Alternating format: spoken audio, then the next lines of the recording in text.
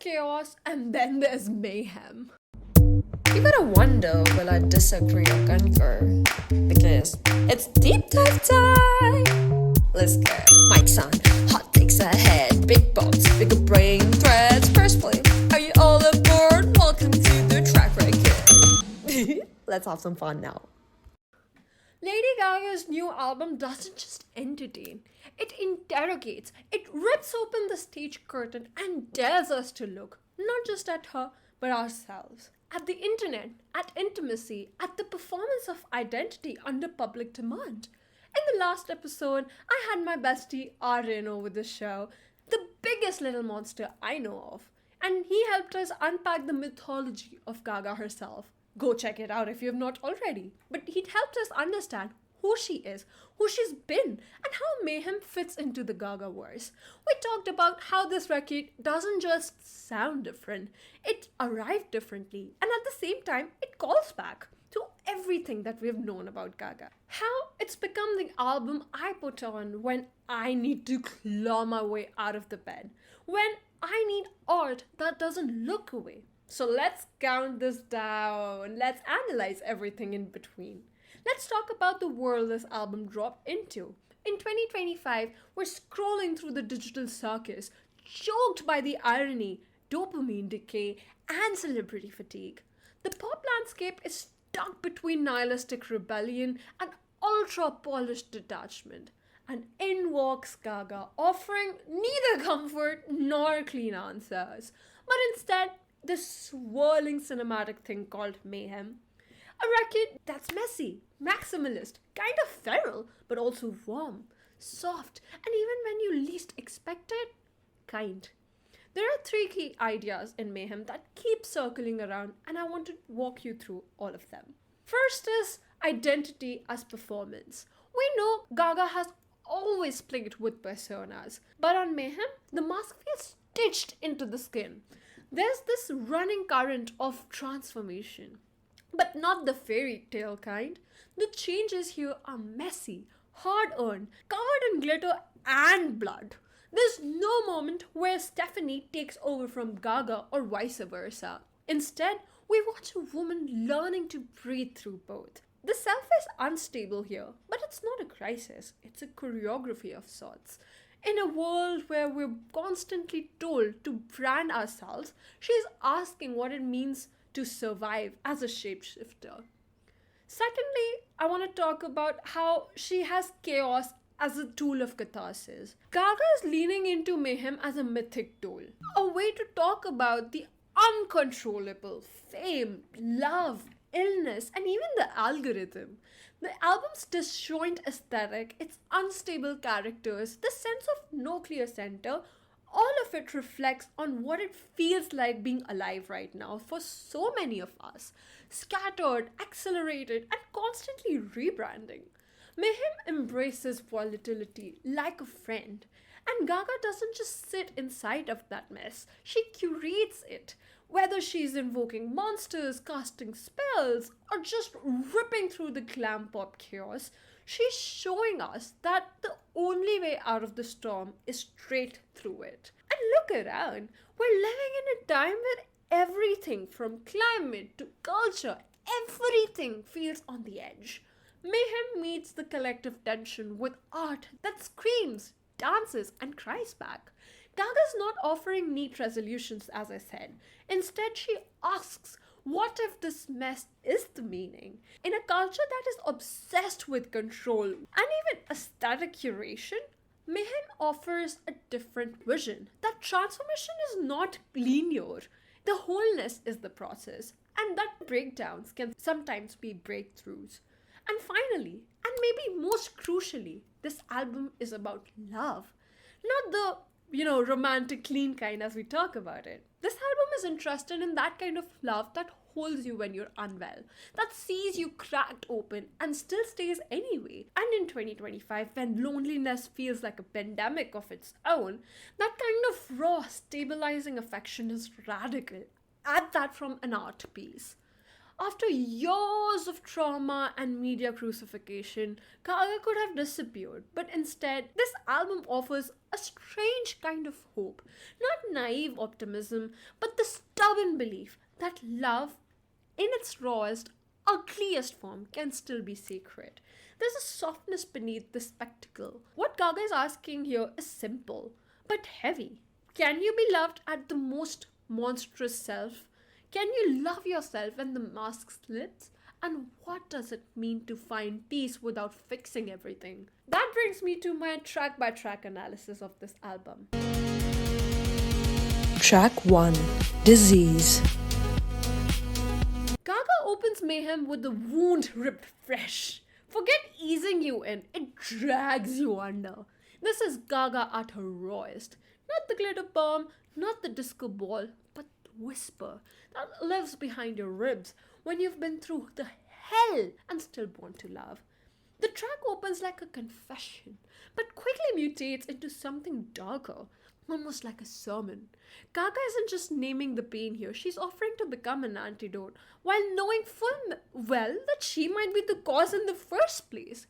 What makes Disease so haunting is the way Gaga folds trauma into theology. How she positions salvation as something you scream for in the dark. She isn't just revisiting her past, she's reframing it for us to see. The song is soaked in contradictions. The impulse to heal, the hunger for control, the ache for someone who's already been broken. In the world of Mayhem, Gaga isn't asking to be understood. She's asking you to listen closely enough that you can smell the sickness, that you still choose to stay. In this year where content genre and vulnerability is often market tested, this song cuts deep. It dares to inhabit the pain. Track 2, Abracadabra. This one is a mirror maze. With Abracadabra, Gaga leans all the way into mystification. But she's not playing the witch. She's the spell itself, layered with folklore, post-punk attitude, and a heartbeat that feels like it's running out of time. This is Gaga transforming self-doubt into theater. At first listen, it's camp. I'll agree, it's costume. But under all the production, there's something deeply personal. That softness of asking, are you enough? And Gaga's answer isn't empowerment for the sake of it. It's earned defiance. She conjures the lady in red not as a ghost, but as a challenge. A figure who demands you reckon with your own reflection. The chorus chants like it's summoning something. Love, death, or maybe both. That tension never resolves. And that's the point. Gaga isn't here to cast one clean spell and walk away. She's forcing you to sit with the illusion, with the performance, and ask, what is it that's really hiding behind the chaos? This track is foundational for this album. It's a push and pull between person and persona, between survival and self-mythology, between the voice you believe and the voice that won't stop asking the questions. Track 3, Garden of Eden. Garden of Eden. Let's talk about the club. Not just the physical space, but the mythology it holds. The sweat-slicked sanctuary where identity dissolves and desire takes over. That's the world Gaga takes us into in Garden of Eden. On the surface, it's a pulsating throwback, all synth stutters, 9-inch heels, and a wink into her early aughts route. But underneath the glitter, there's something older, darker, a biblical party of sorts. Gaga here reimagines Eve not as a passive sinner, but as a willing conspirator. She's not warning us of the apple, she's serving it with a shot of tequila. Temptation here is the whole point. The dance floor becomes a spiritual battleground, and Gaga casts herself as both the seducer and the sermon. There's no moral panic, just adrenaline, lust, and the brave. burning euphoria of forgetting where you came from. It's transcendence through chaos. And if that sounds like contradiction, that's the magic trick.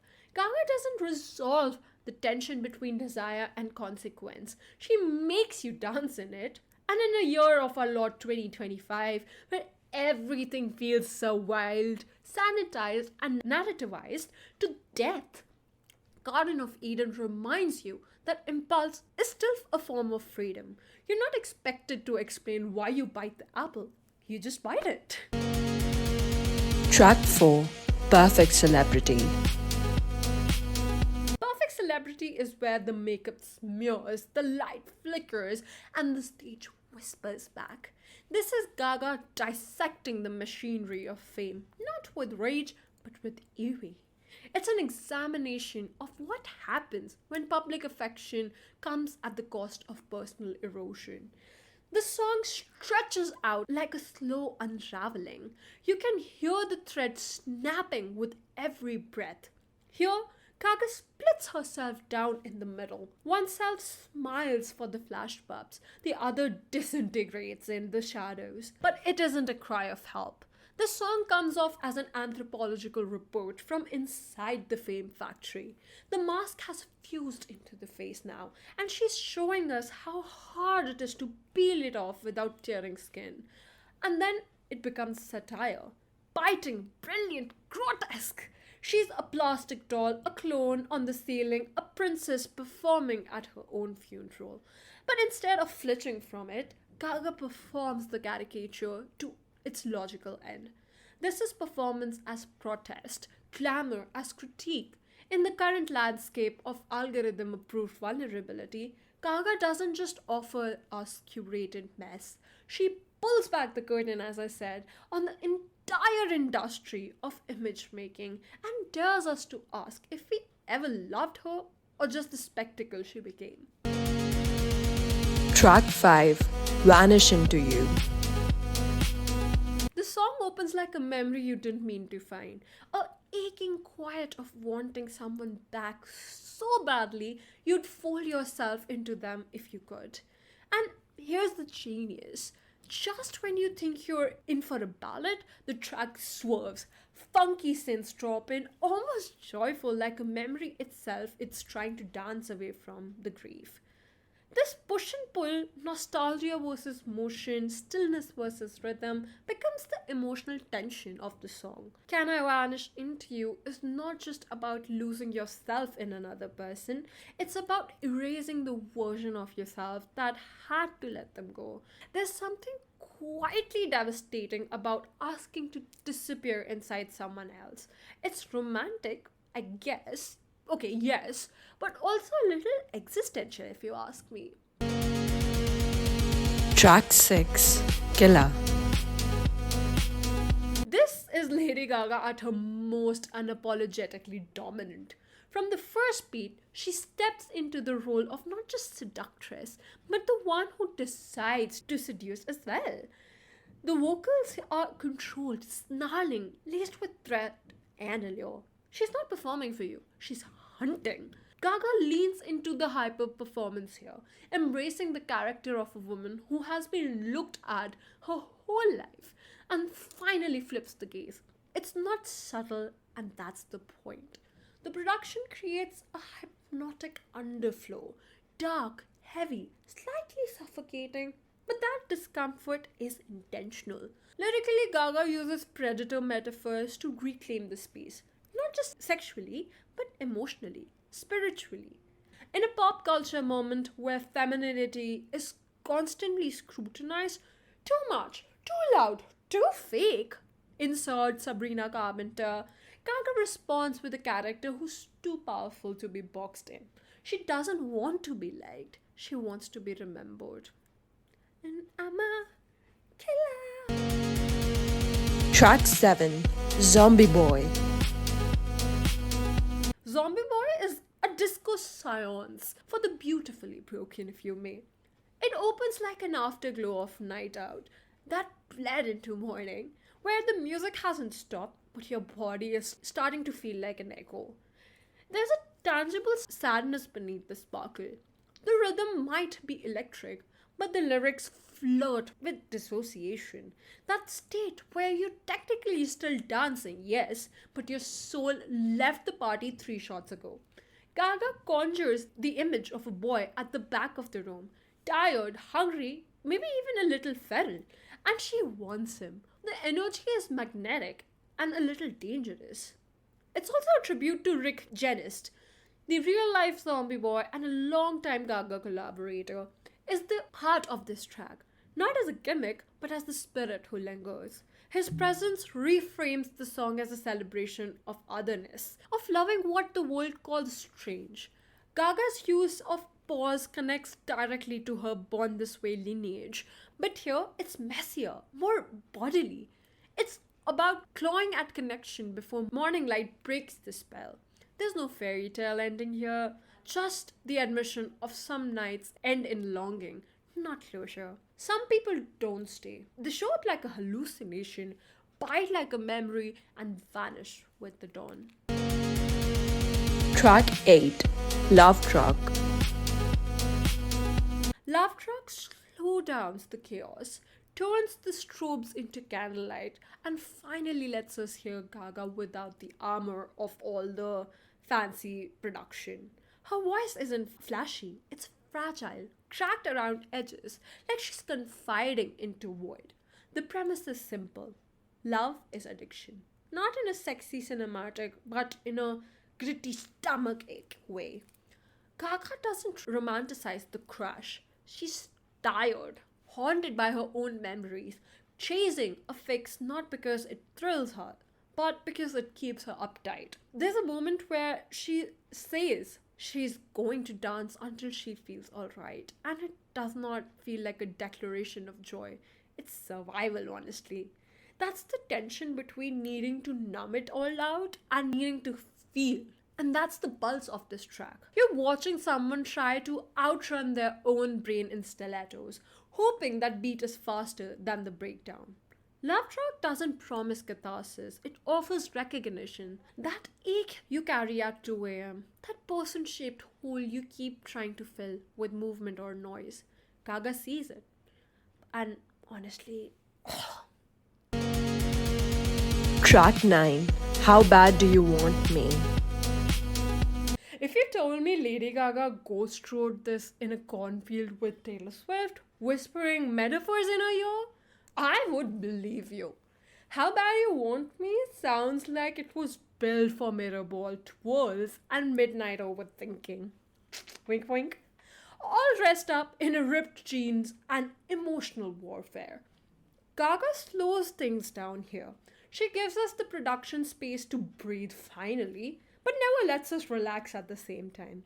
Glitchy vocals flicker in and out like intrusive thoughts. Gaga's singing to someone who's not in love with her. They're in love with a girl who only exists in their imagination. The good girl who never talks back, never gets complicated, never gets real. Meanwhile, Gaga's right there, tattooed, loud, alive, and that guy can't decide if that scares him or turns him on. Then the bridge hits. It unravels everything. That sing-song, oh, don't, it's instant chills. It's flirty, it's sinister, and it's fully in control.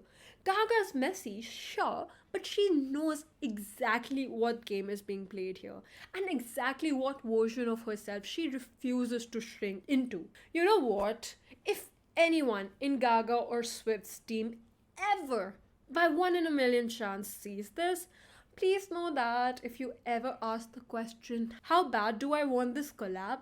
You'd find me screaming, bad, bad, bad, please do that, please.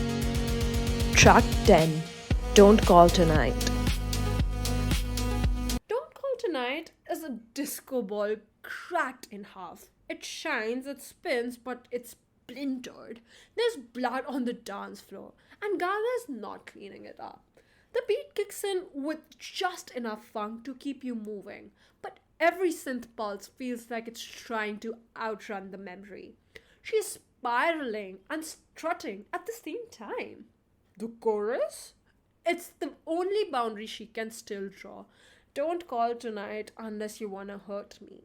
And of course he will. That's the cycle. Pull, wreck, repeat. Man, I tell you. There's a moment in the pre chorus that stops everything, and in the mirror, I get weak at girls staring back. They're your eyes. Girl, what heartbreak! That's identity erosion. Gaga doesn't just see herself through him, she's starting to lose herself in him. And ugh. Then comes the bridge, of course. She's alone in the car, her favorite song's playing, and then, just when she thinks it's quiet, the phone rings. Again. Because that's what always happens. The pain is so familiar, it becomes home. But the way she sings it, I guess there's strength in the knowing. This isn't that kind of ballad that begs for closure.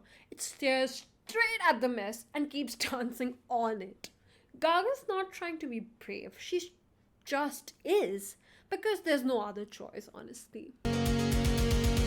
Track 11, Shadow of a Man. Shadow of a Man starts ghostly, wrapped, pulled through like a distortion of memory underwater. Then the bass kicks in. Not heavy, not aggressive, just confident.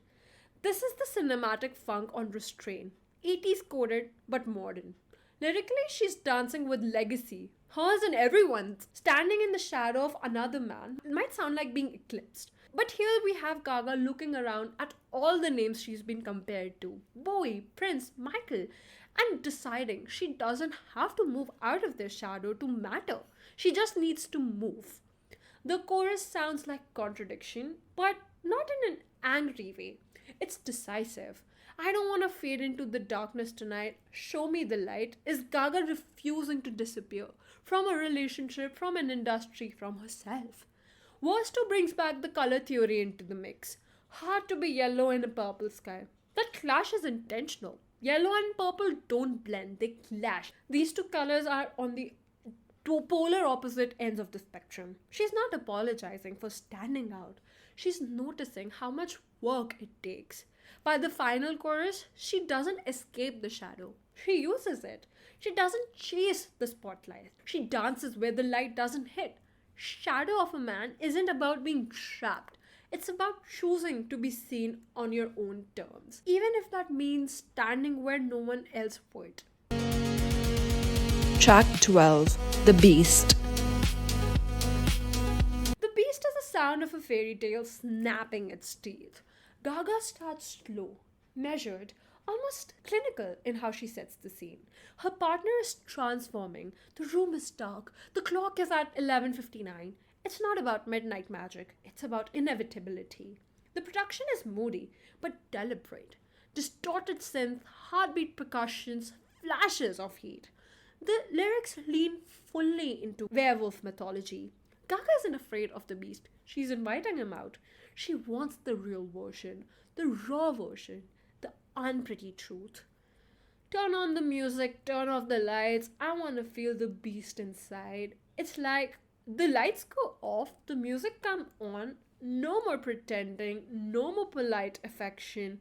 It's about surrender. Again, not to another person, but to everything that they have been trying to suppress. Gaga isn't running away from the wolf, as we have seen. She's watching him shift. She's curious, not scared. There's pleasure and danger sitting side by side in every line. By the second verse, the fear has turned into fascination. And the chorus repeats like a ritual. This is Gaga playing with control. She doesn't tame the beast. She doesn't fight him either. She lets him transform.